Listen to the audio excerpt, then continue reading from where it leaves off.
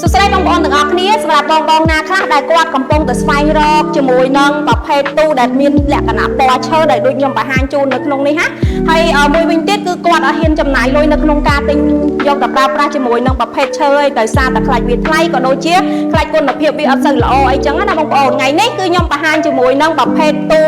ដាក់ឯកសារបងដាក់ជាសម្ភារៈក៏បានដាក់ឯកសារបងប្អូនក៏ដាក់បានដែរបងប្អូនយើងមាន2ពណ៌ហើយក៏មាន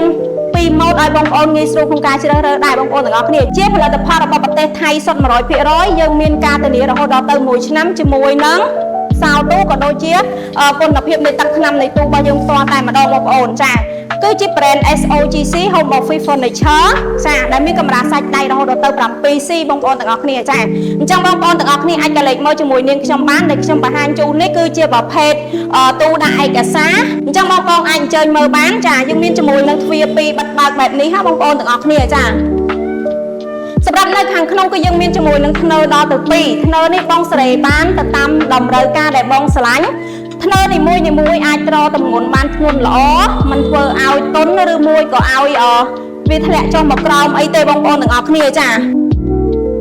នៅខាងក្រោមក៏យើងមានជាមួយនឹងធ្នើមួយដែរបងប្អូនចានៅខាងក្រោមគឺយើងមានជាមួយនឹងធ្នើមួយធ្នើនឹងគឺមានសភាពធំទូលាយល្អមែនតើមិនថាបងដាក់ឯកសារក៏ដូចដាក់សម្ភារៈអីផ្សេងបងដាក់បានច្រើនមែនតើតែម្ដងបងប្អូនណាចា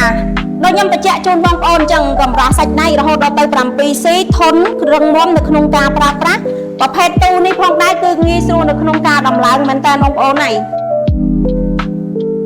ចាបងប្អូនទាំងអស់គ្នាបើសិនជាបងប្អូនមានតម្រូវការចង់បានទៅជាមួយនឹងប្រភេទទូពណ៌ឈើដែលជាប្រភេទដែកកម្រាស់សាច់ដៃ 7C នេះបងអាចទំនាក់ទំនងតាមរយៈលេខទូរស័ព្ទនៅខាងក្រោមវីដេអូឬមួយក៏ឆាតសួរនៅក្នុង page បាទចាសូមអរគុណ